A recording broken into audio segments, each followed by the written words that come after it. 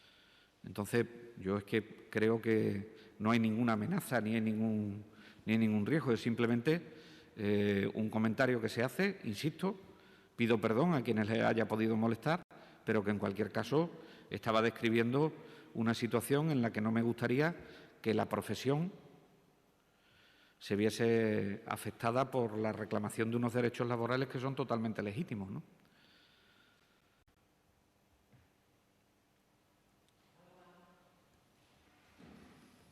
Muy bien, muchas gracias a todas y a todos.